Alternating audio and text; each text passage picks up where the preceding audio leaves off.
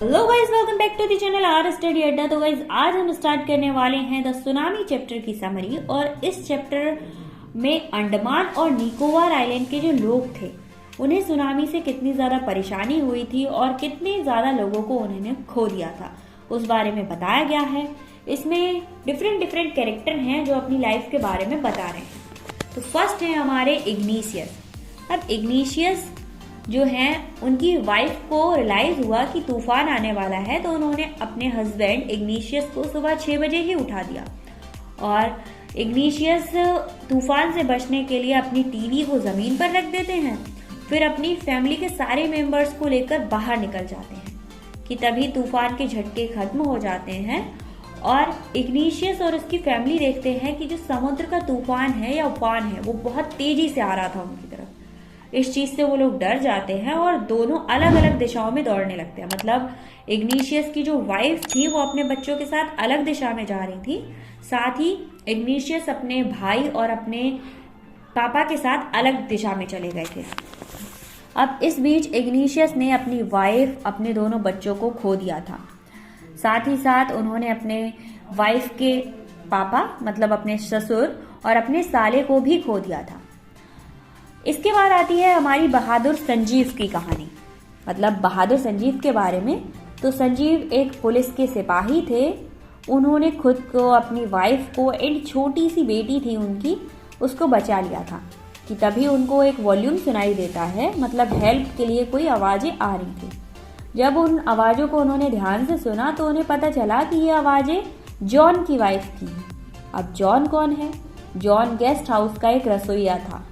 अब जॉन की वाइफ को बचाने के लिए संजीव पानी में कूद गए। पानी में कूदने के बाद जॉन की वाइफ और संजीव दोनों ही पानी में बह गए। नेक्स्ट है हमारी मेघना। अब मेघना 13 ईयर की एक गर्ल है जो अपने पेरेंट्स और 77 लोगों के साथ बह गई थी। उसके पेरेंट्स भी बह गए थे और 77 लोग और थे जो उसके साथ बह गए थे।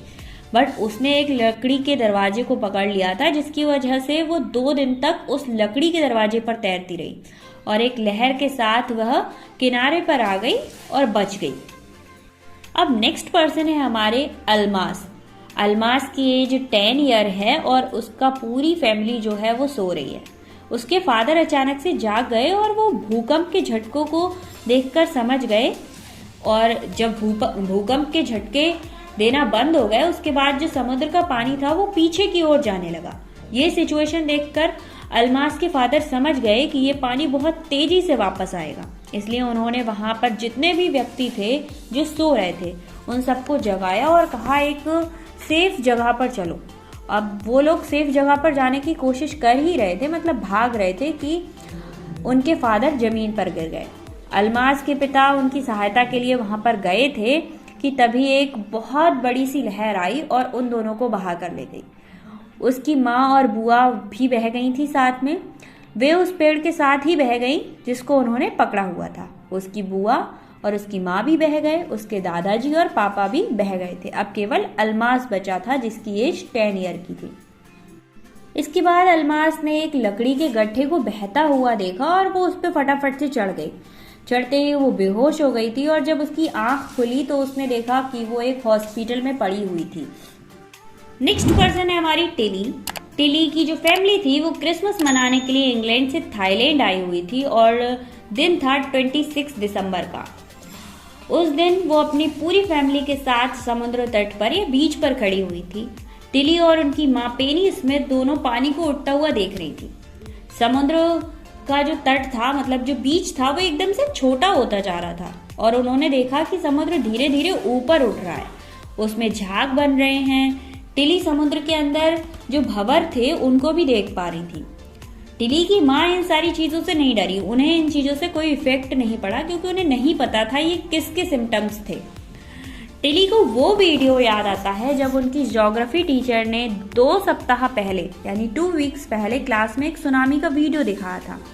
उस वीडियो के देखने के बाद टिली को समझ आ गया कि ये सुनामी है और वो तेजी से चीखी, अपनी फैमिली को बीच से दूर जाने के लिए कहने लगी।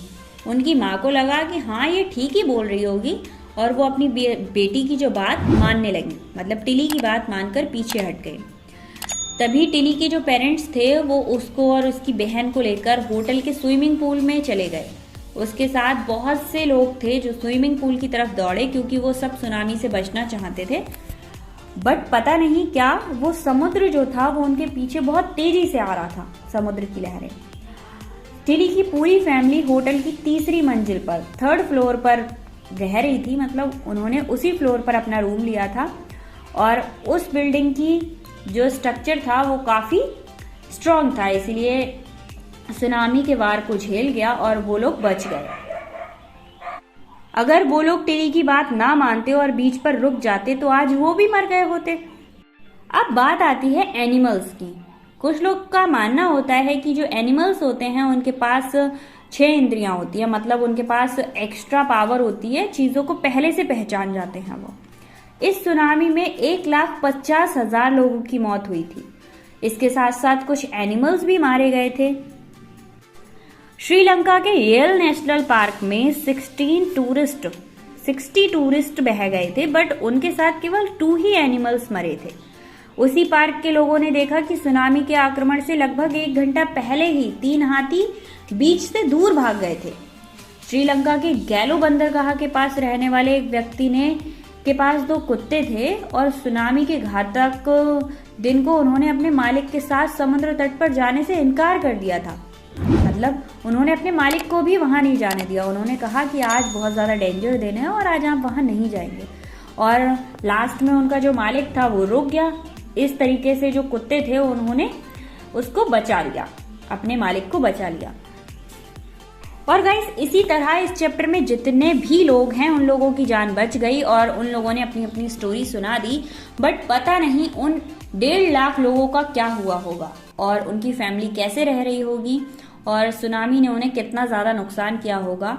आई होप आपको चैप्टर समझ आया होगा। मिलते हैं नेक्स्ट वीडियो में न्यू चैप्टर की समरी के साथ। Thank you so much.